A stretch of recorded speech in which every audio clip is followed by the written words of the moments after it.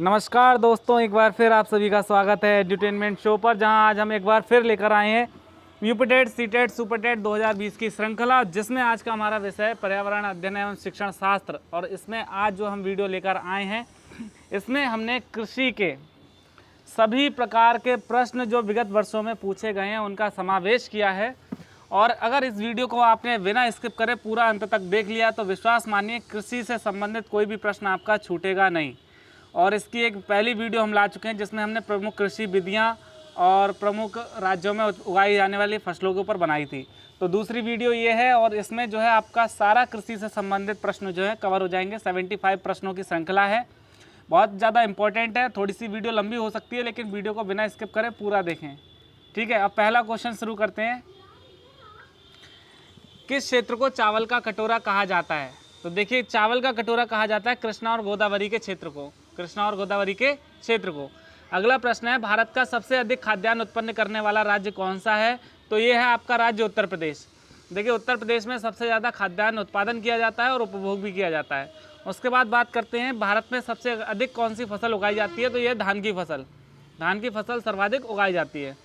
अगला है, हरित क्रांति का जनक किसे माना जाता है? तो ये माना जाता है डॉक्टर एम.एस. स्वामीनाथन को, एम.एस. स्वामीनाथन।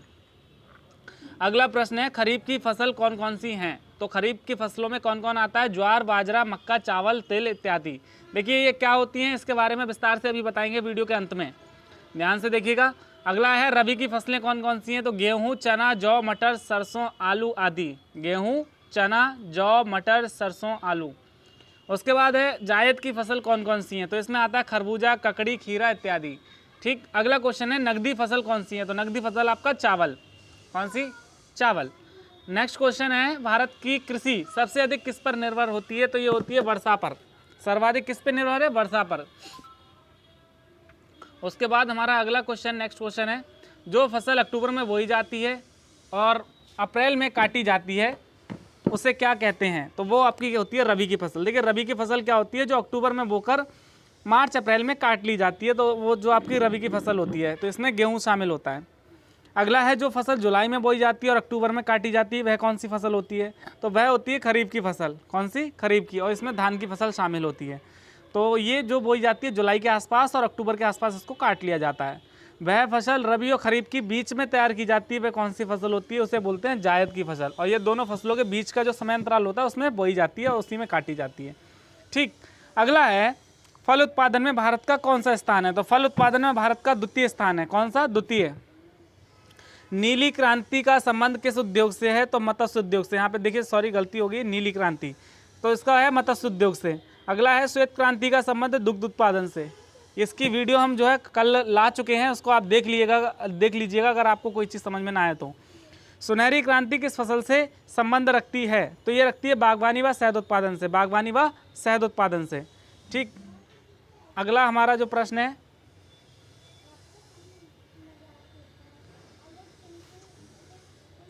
गोल क्रांति किसके लिए चलाई गई? तो गोल क्रांति चलाई गई थी आलू उत्पादन में वृद्धि के लिए, आलू उत्पादन में वृद्धि करने के लिए। अगली है, कौन सी क्रांति से संबंधित नहीं है? तो ये कृष्णा क्रांति, कृष्णा क्रांति कोई क्रांति नहीं है, कृष्ण क्रांति थी, ठीक। अगला है, गुलाबी क्रांति किससे संबंधित है? ये उत्पादन है आपके झींगा उत्पादन से, झींगा उत्पादन।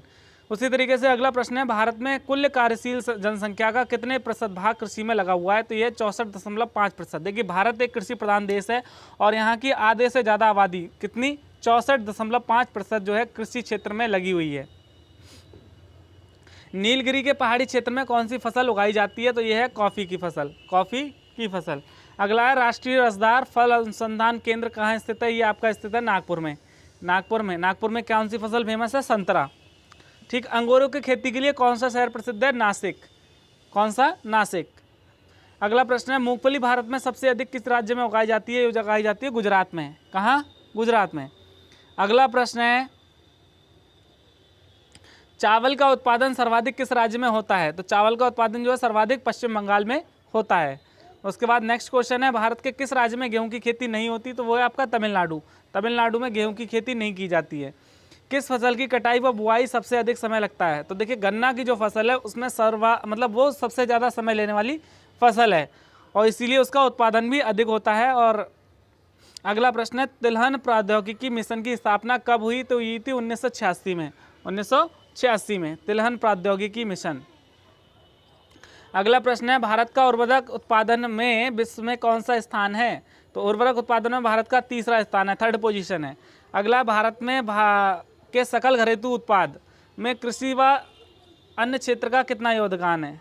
तो ये है 13.67%, 13.67% कृषि व अन्य क्षेत्र का। मूंगफली में दाने का औसत प्रतिशत कितना होता है? तो ये होता है 70%। कितना? 70%। केंद्रीय शुष्क भूमि खेती अनुसंधान संस्थान कहाँ स्थित है? ये आपका स्थित है हैदराबाद में, हैदराबाद। अगला प्रश्न, मक्का की खेती किस मौसम में तैयार की जाती है? तो ये की जाती है खरीफ के मौसम में, खरीफ के मौसम में। उसके बाद, दुग्ध उत्पादन में श्वेत क्रांति लाने का श्रेय किसे जाता है? तो ये थे डॉक्टर वर्गीज कुरियन, डॉक्टर वर्गीज कुरियन। उसके बाद नेक्स्ट क्वेश्चन है, दुग्ध उत्पादन में भारत का कौन सा स्थान है? तो दुग्ध उत्पादन में भारत का प्रथम स्थान है। ठीक।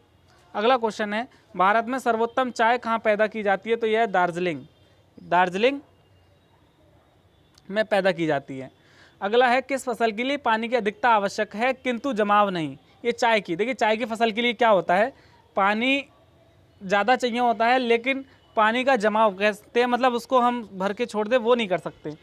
काजू का सबसे बड़ा उत्पादक राज्य कौन सा है? तो Kerala, Kerala is the biggest state of काजू उत्पादक। ठीक। अगला प्रश्न है, रेशे वाली फसलें कौन सी होती हैं? कपास, जूट, सन इत्यादि। ये सभी फसलें जो हैं रेशे वाली फसलें होती हैं। भारत में लंबे रेशे के कपास का आयात मुख्यतः कहाँ से होता है? तो यह मंगाया जाता है संयुक्त राज्य अमेरिका से, संयुक्त राज्य अमेरिका। अगला प्रश्न है, दलहन उत्पादन में भारत को कौन सा राज्य सबसे आगे है? तो राजस्थान में सबसे ज़्यादा दलहन उत्पादन होता है। स्वच्छ जलीय मछली का उत्पादन करने वाला राज्य कौन सा है? ये आपका पश्चिम बंगाल है।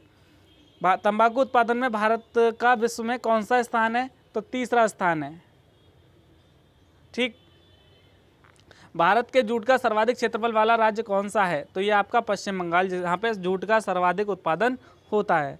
अगला प्रश्न, भारत का सबसे बड़ा सोयाबीन उत्पादक राज्य कौन सा है? तो मध्य प्रदेश। कौन सा? मध्य प्रदेश। देखिए, सोयाबीन का बहुत प्रयोग किया जाता है तेल में, और बहुत सारी चीज़ें उससे बनाई जाती है, प्रोटीन वगैरह। अगला है, नारियल उत्पादन में भारत का विश्व में कौन सा स्थान है? तो प्रथम स्थान है नारियल उत्पादन में। ठीक। देखिए, तटीय क्षेत्र बहुत ज़्यादा है, इस वजह से नारियल उत्पादन बहुत ज़्यादा होता है। हरित क्रांति के फलस्वरूप देश के कुल खाद्यान्न में किसकी उत्पादकता में कमी आई? तो ये कमी आई थी दलहन और मोटे अनाज में के उत्पादन में। ठीक। शुष्क भूमि के लिए कौन सी फसल अच्छी है? तो मूंगफली की फसल शुष्क भूमि के लिए सबसे अच्छी है। झूम क्या है? तो झूम क्या है? कृषि करने का एक तरीका है, एक कृषि करने की विधि है। इसके बारे में भी विस्तार से बताएंगे वीडियो के अंत में।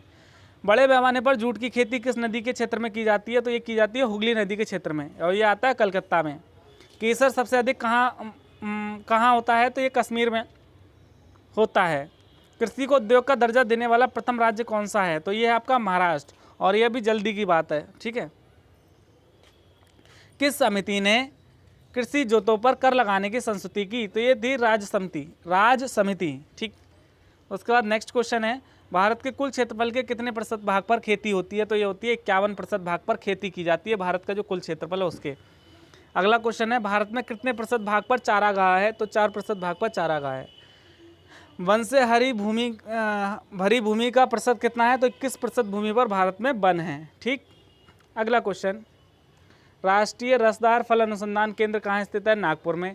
सबसे अधिक तंबाकू उत्पादन करने वाले राज्य कौन से हैं? आंध्र प्रदेश और तमिलनाडु। विश्व में किसके उत्पादन में भारत का स्थान पहला है? किस किस चीज़ में? देखिए, आम, चीकू, खट्टा नींबू, केला, नारियल, काली मिर्च, अदरक और हल्दी, ये ऐसी फसलें हैं जिसका उत्पादन भारत में सबसे ज़्यादा होता है। ठीक।